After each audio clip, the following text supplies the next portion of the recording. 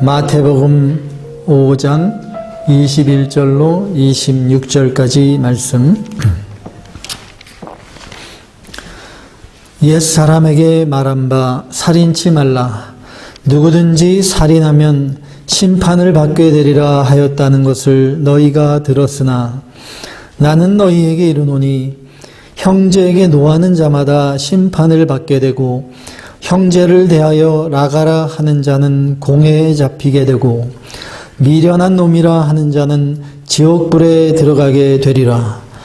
그러므로 예물을 제단에 드리다가 거기서 내 형제에게 원망 들을 만한 일이 있는 줄 생각나거든 예물을 제단 앞에 두고 먼저 가서 형제와 화목하고 그 후에 와서 예물을 드리라. 너를 송사하는 자와 함께 길에 있을 때 급히 사화하라. 그 송사하는 자가 너를 재판관에게 내어주고 재판관이 관예에게 내어주어 옥에 가둘까 염려하라. 진실로 내게 이르노니 내가 홀이라도 남김이 없이 다 갚기 전에는 결탄코 거기서 나오지 못하리라. 아멘.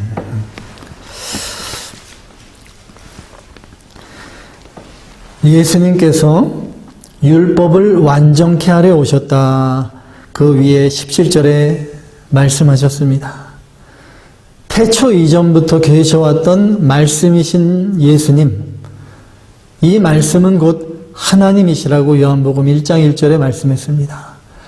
완전하신 하나님께서 주신 율법은 완전한 것입니다. 처음부터 완전했던 율법을 예수님께서 새롭게 완전하게 알려주시는 것입니다. 율법의 핵심인 십계명, 이 십계명을 예수님께서 오늘 말씀을 통해 완전케 하십니다. 이 유대인들이 하나님으로부터 시내산에서 모세를 통해 십계명 또 온 율법을 받았을 때 완전한 율법을 받았지만 유대인들이 잘못 이해해왔던 것을 예수님께서 다시금 완전하게 알려주시는 것입니다. 유대인뿐만 아니라 오늘을 사는 저와 여러분 크리스찬에게도 예수님께서 완전한 율법, 오늘 말씀 또 6계명이죠. 살인하지 말라. 이 완전한 6계명이 어떠한 것인가 알려주고 계십니다. 오늘 말씀을 통해 세 가지로 나눠볼 수 있는데 세 단계로 나눌 수 있습니다. 첫 번째로 외적인 살인을 금지한 내용이고 두 번째로 내적인 살인을 금지한 것이고 세 번째로 적극적인 살인을 금지하는 내용입니다. 첫 번째로 외적인 살인을 금지하고 있습니다. 제6계명 살인하지 말지니라.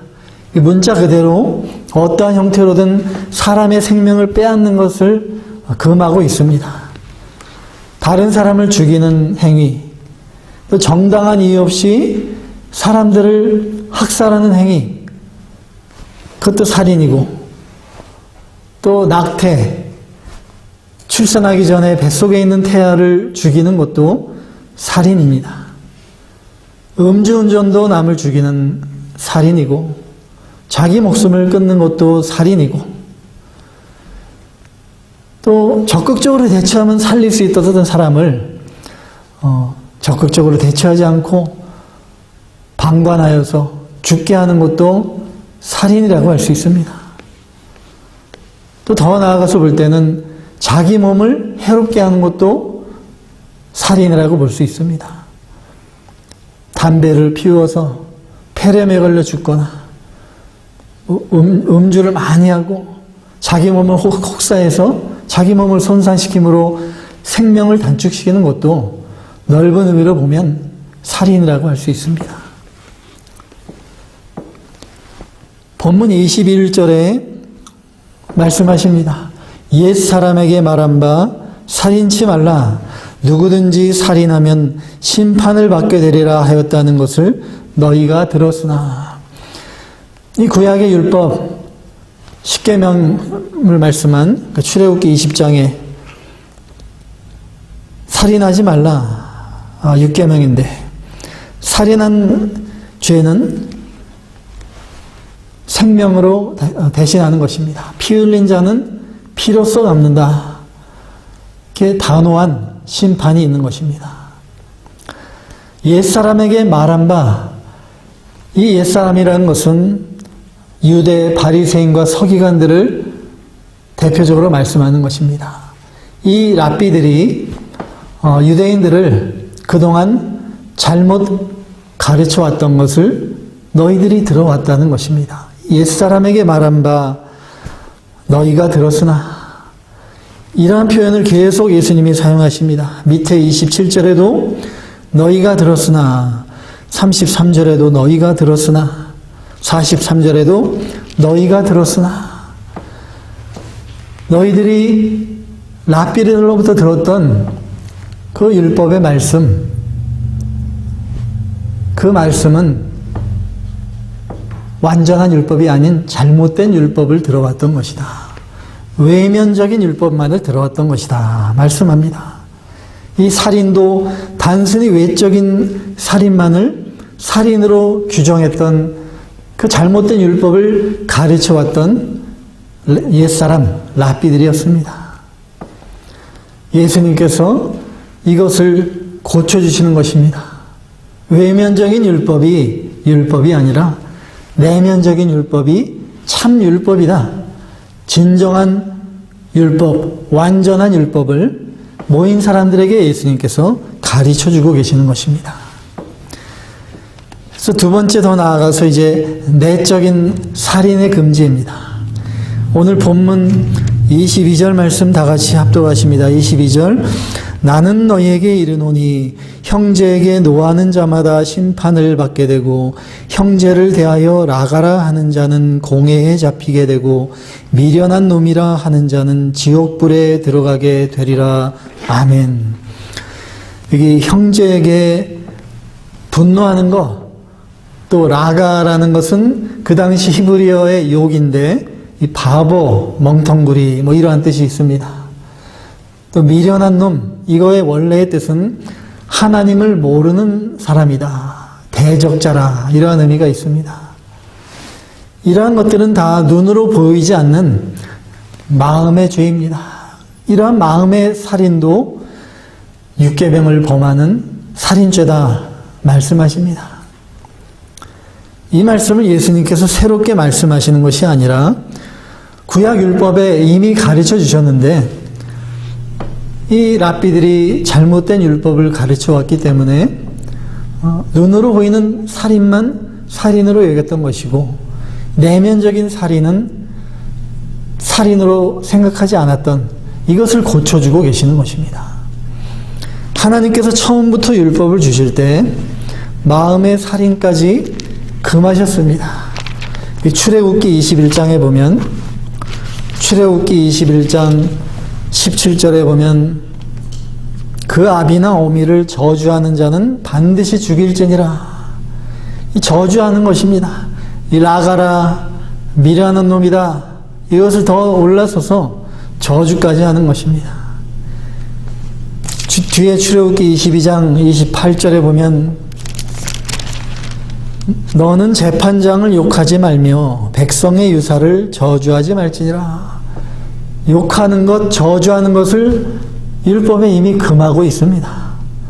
레위기 19장 16절에 보면 너는 내 백성 중으로 돌아다니며 사람을 논단하지 말며 내 이웃을 대적하여 죽을 지경에 하지 말라. 나는 여호와니라 말씀합니다. 사람을 논단하고 함부로 판단하고 뒤로 수근수근하는 거, 이웃을 대적하는 거, 이것이 다 마음으로 살인하는 죄다 말씀합니다. 레위기 19장 17절에 보면 너는 내 형제를 마음으로 미워하지 말며 이웃을 인하여 죄를 당치 않도록 그를 반드시 책선하라. 마음으로 미워하지 말라. 이미 다 율법에 말씀해 주셨던 것입니다.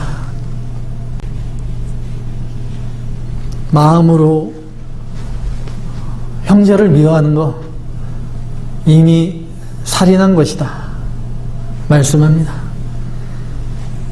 분노하는 거 이미 살인한 것이다.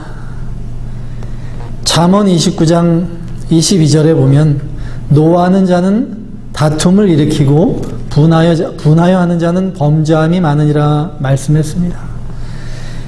쉽게 노하는 사람은 잘못을 많이 저지르고 죄를 많이 짓게 됩니다. 이 최초의 살인자인 가인이 분노를 다스리지 못하고 동생을 미워하는 마음이 들어와서 그 미워하는 마음이 자라나서 분노가 되고 결국엔 사랑하는 동생 아벨을 죽이는 살인죄를 저질렀던 것입니다. 이 마음으로부터 모든 죄가 시작되는 것입니다. 그렇기 때문에 하나님께서 6계명에 말씀하시는 거, 내적인 살인, 마음으로 짓는 모든 것들이 살인죄다 말씀하시는 것입니다. 노하는 자마다 심판을 받게 된다. 이렇게 분노하면은 죄에 대한 하나님의 책임이 있습니다. 또 심판을 받게 된다는 것은 우리가 분노하게 되면은 벌써 마음이 불편해집니다. 심장 박동이 뛰고 막 영적으로 초조해지고 불안해지고 온갖 나쁜 생각이 들어오고요. 양심이 부끄러워지고 기도가 막히고 이것이 이미 심판을 받은 것입니다. 공회에 잡히게 된다. 이 공회, 그 당시 사내들인 공회가 가장 최고의 재판 자리입니다. 그곳에 끌려가서 공식적인 심판을 받는 것입니다.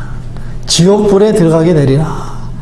실질적으로 이제 죄로 인한 사망, 영원한 지옥의 심판을 받게 되고 받는다는 것이죠. 우리가 그렇지만 예수님을 구주로 믿는 사람은 모든 심판에서 면하여졌습니다. 모든 죄에서 자유로워졌죠. 그렇지만 마음으로 이러한 죄를 짓게 되면 마음속이 늘 흑암과 고통에 있고 지옥과 같은 마음을 경험하는 것입니다. 다시금 회개하고 마음을 정결하게 되고 하나님과 다시 화평케 해야지 마음에 참 평안이 찾아오는 것입니다. 요즘 세상이 많이 악화해져서 라가, 이 바보, 미련한 놈, 이거는 욕이라고도 할 수 없습니다. 얼마나 심한 욕설들을 많이 하는지 듣기 정말 민망할 정도의 욕을 많이 합니다. 요즘 또 SNS에 보면은 수많은 댓글들, 이런 비방하는 글을 보면 정말 등골이 섬뜩할 정도의 그러한 글들을 많이 올립니다. 이 마음속에 아주 살기가 등등한 것을 느낍니다. 다 마음으로, 영적으로 살인하는 행위입니다. 우리 몸이 죽으면은 그것으로 끝나지만은 마음속에 입은 상처, 영혼에 입은 상처는 영원히 남는다는 것을 알아야 됩니다. 그렇기 때문에 마음으로 살인하는 것, 이 내적인 살인이 어떻게 보면 더욱더 큰 것입니다.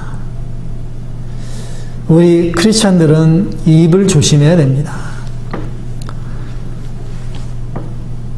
야고보서 말씀대로 하나님을 찬송하는 입으로 어떻게 저주를 할 수 있느냐 말씀했습니다. 우리가 더러운 말은 입 밖에도 내지 말고 선한 말만 하려고 해야 됩니다. 성령의 말하게 하심을 따라 말하고 다른 사람에게 힘을 주고 용기를 주고 위로를 주는 말, 사랑의 말을 해야 되는 것입니다. 이 모든 것이 다 마음에서 나오는 것입니다. 예수님께서 말씀하셨듯이 마음속에 나오는 것이 입을 통하여 사람을 더럽게 만든다고 했습니다. 마음을 늘 다스리고 예수님이 나를 마음을 다스리도록 늘 힘쓰며 성령의 인도하심을 따라 말을 하는 그러한 훈련을 해야 되는 것입니다. 분노하고 욕하고 저주하고 대적하고 이러한 이 마음의 이 살인, 이것은 사랑이 없는 것에서 비롯됩니다. 사랑한다면 분노할 수 없고, 사랑한다면 욕할 수 없고, 사랑한다면 어떻게 저주를 하겠습니까? 고린도전서 13장의 사랑장에 말씀하신 대로 사랑은 성내지 아니한다고 했습니다. 형제를 사랑하지 않으니까 미워하는 마음이 들어오고, 미워하는 마음이 있으니까 분노하게 되고 저주하게 되고 마음속에 온갖 살인죄를 저지르는 것입니다. 요한일서 3장 15절 말씀 찾아서 합독하십니다. 신약성경 뒤쪽에 요한일서 3장 15절 말씀. 그 형제를 미워하는 자마다 살인하는 자니 살인하는 자마다 영생이 그 속에 거하지 아니하는 것을 너희가 아는 바라. 아멘. 형제를 미워하는 것도 살인이라 말씀했습니다. 우리가 얼마나 지금까지 살아오면서 예수님을 믿는다고 하면서 마음속에 얼마나 많은 사람들을 내가 미워했는가, 이렇게 돌아보면 우리가 얼마나 많은 살인죄를 지었는지 모릅니다. 그래도 우리가 살아있는 것은 하나님의 긍휼하심 때문에 끝까지 참아주시고 회개하기를 기다리는 하나님의 그 사랑 때문입니다.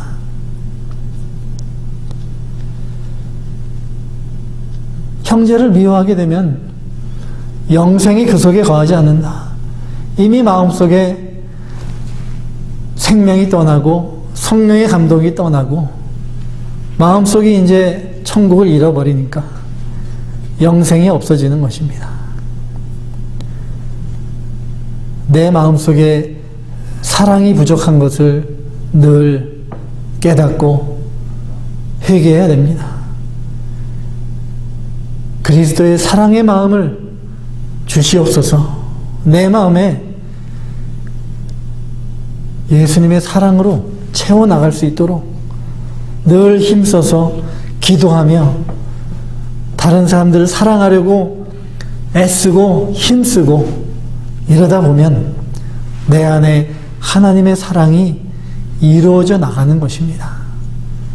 모든 미워하는 마음, 분노, 더러운 생각들이 사라지게 됩니다.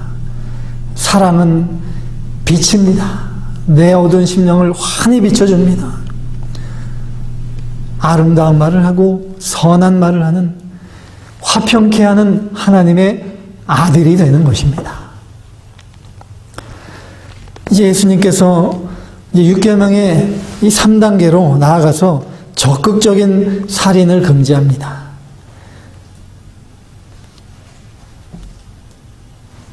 실제로 살인을 하나 마음으로 살인을 하든 이러한 살인을 방지하는 가장 좋은 방법은 적극적인 방법으로 형제와 화목하라고 말씀하십니다. 형제와 화목하라. 본문 23절에서 24절 다 같이, 그러므로 예물을 제단에 드리다가 거기서 내 형제에게 원망 들을 만한 일이 있는 줄 생각나거든 예물을 제단 앞에 두고 먼저 가서 형제와 화목하고 그 후에 와서 예물을 드리라. 아멘. 이 말씀을 오해하기 쉬운데 형제와 화목하는 게 더 중요하니까 하나님께 예배 드리는 것보다 형제와 화목하는 게 더 중요하다. 그래서 하나님의 예배 드리는 것을 덜 중요하게 이렇게 생각하면 안 됩니다. 하나님께 예배 드리는 것이 우리 인생의 최고의 목표가 되어야 됩니다. 하나님께서 우리를 창조하신 것은 내 영광을 위하여 창조한 자를 오게 하라. 나에게 찬송을 내 찬송을 부르게 하려고 내가 만들었다. 하나님이 말씀하셨습니다. 예배가 중요하지만 어떠한 자세로 예배를 드려야 되느냐. 형제와 화목하지 못한 마음으로 하나님께 드리는 예배에 하나님께서 기쁘게 안 받으신다는 것입니다. 하나님께서는 먼저 형제와 화목하기를 원하시는 것입니다. 내 형제에게 원망 들을 만한 일이 있는 것이 생각나거든 예물을 제단에 드리다가 저 형제가 나를 지금 원망하겠구나 이러한 생각이 들어오면 즉시 멈추고 가서 형제와 화목하고 다시 돌아와서 예배를 드려라 말씀하시는 것입니다. 우리 크리스찬 중에 예배 드리면서 나를 누가 미워하겠구나 원망하겠구나 그런 생각이 들어오더라도 예배가 중요하니까 끝까지 앉아서 예배를 드리고 그런 분들이 많습니다만 하나님이 기쁘게 받지 않으십니다. 먼저 화목하고 다시 와서 예배를 드리라 오늘 본문을 통해 말씀하십니다.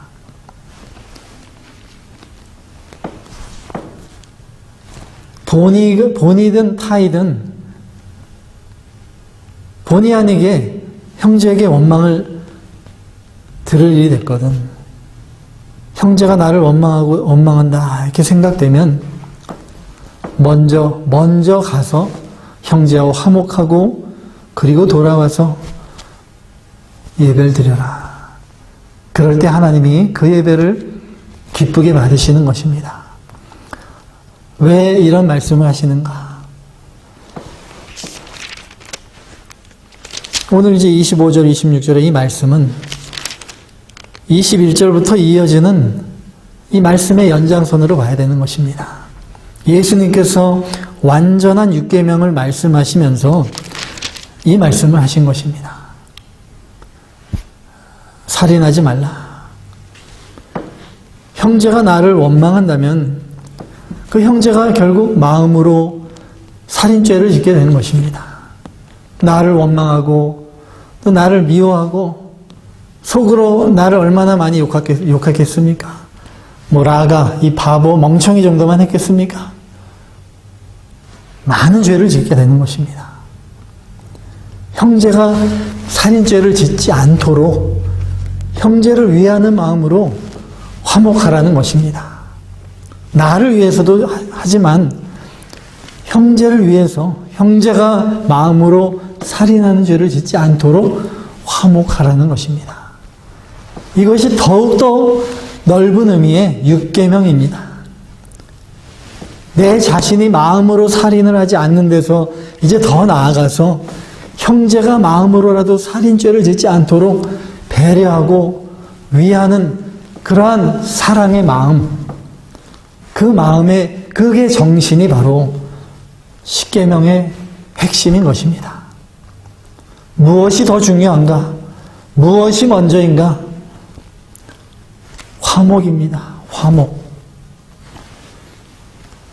예수님께서 하나님과 죄로 인해 원수되었던 우리들을 하나님과 다시 화목하게 하시려고 친히 자신이 화목제물이 되어서 십자가에 못 박혀 죽으시고 그 흘리신 십자가의 피로 화평을 이루셨고 우리에게 화목해 하는 말씀을 부탁하셨습니다.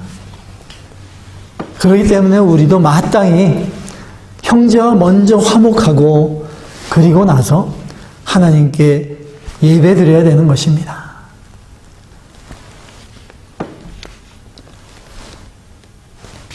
화평케 하는 자는 하나님의 아들이라 일컬음을 받을 것이라.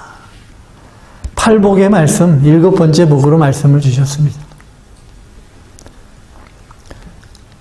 내가 형제와 화목하려고 내가 다가가도 형제가 받아들이지 않을 수도 있습니다. 그랬더라도 나 자신이 먼저 화목하려고 다가가고 노력하고 애쓰는 그 마음을 하나님께서 인정하시고 그렇게 드리는 예배를 하나님께서 기쁘게 받으시는 것입니다.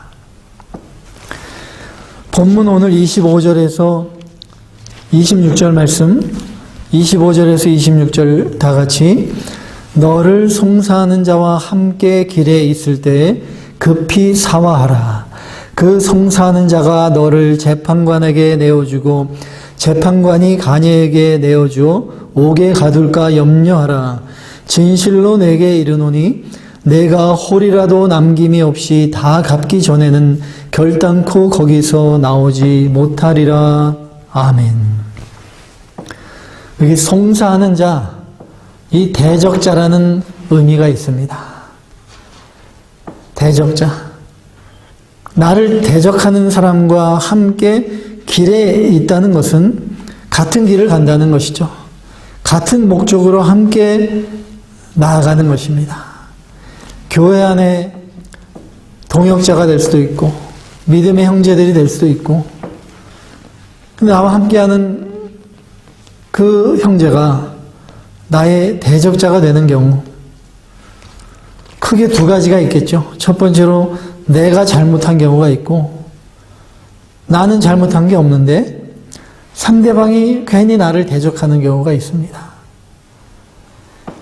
어떠한 경우든지 사화하라는 것은 화해하고 화목하라는 것입니다. 내가 잘못한 것이 있으면 찾아가서 용서를 빌고 또 갚을 것이 있으면 또 갚아주고 화해하는 것입니다.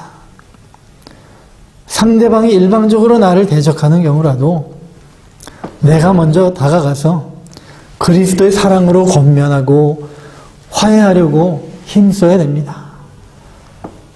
그 사람이 받아주면 감사한 것이고 받아두지 않더라도 나는 그리스도의 마음으로 화목하려고 힘써야 되는 것입니다.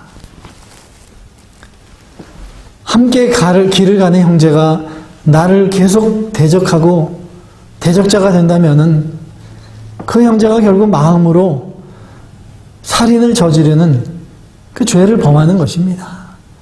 나를 얼마나 미워하겠습니까? 또 멀리 떨어져 있으면 안 보면 생각이 안 날 텐데 함께 길을 가니까 계속 마주치다 보니까 마음으로 얼마나 많은 죄를 나한테 짓겠습니까? 그렇기 때문에 나를 대적하는 사람에게 그 사람이 마음으로 살인죄를 범하지 않도록 형제를 사랑하는 마음으로 내가 먼저 화해하라는 것입니다. 이것이야말로 가장 높은 수준의 육계명, 살인하지 말라는 완전한 육계명을 말씀하시는 것입니다. 사화하는데 급히 사화하라 말씀하십니다. 재판관 앞에 가면 이제 이미 때는 늦습니다. 관야에 넘어가고 이제 옥에 들어가면 홀이라도 다 갚기 전에는 결단코 나오지 못한다고 했습니다. 이 홀이는 그 당시 로마 동전 중에 가장 작은 단위의 동전을 홀이라고 합니다. 그러니까 아주 작은 사소한 일까지도 일일이 형제와 다 화해하려고 힘써야 됩니다. 하나님 앞에 내가 회개했으니까 나는 됐다. 그게 아니라 하나님 앞에 회개했어도 또 형제에게 내가 잘못한 것은 찾아가서 용서를 빌고 또 빚진 거 있으면 갚고 손해본 것은 또 배상해주고 이러한 것이 진정한 화해이고 진정한 회개가 되는 것입니다. 하나님께서 저와 여러분에게 우리 성도들에게 천국의 열쇠를 주셨습니다. 마태복음 16장 19절 찾아서 합독하십니다. 마태복음 16장 19절 말씀. 마태복음 16장 19절 내가 천국 열쇠를 내게 주리니 내가 땅에서 무엇이든지 매면 하늘에서도 매일 것이요 내가 땅에서 무엇이든지 풀면 하늘에서도 풀리리라 하시고 아멘. 저와 여러분에게 나에게 천국의 열쇠, 천국의 키가 있다는 것을 알아야 됩니다. 내가 열면은 천국이 열립니다. 내가 안 열면, 내가 안 풀면 형제들과 절대로 풀리지가 않습니다. 상대방이 일방적으로 대적하고 매듭을 짓고 꼬이게 만들어도 나는 어떻게든 풀려고 노력하고 또 하나님께 힘써 기도하며 간구하면 하나님께서 풀리도록 역사하십니다. 사랑하는 가족들, 형제들, 이웃이 다 화목하게 됩니다. 가정이 천국이 되고 교회가 천국이 되고 내가 있는 곳이 다 천국이 되는 것입니다. 내가 부지런히 천국 열쇠를 열고 다니는데 하나님께서 천국 문을 안 열어주시겠습니까? 예수님께서 알려주신 완전한 육계명,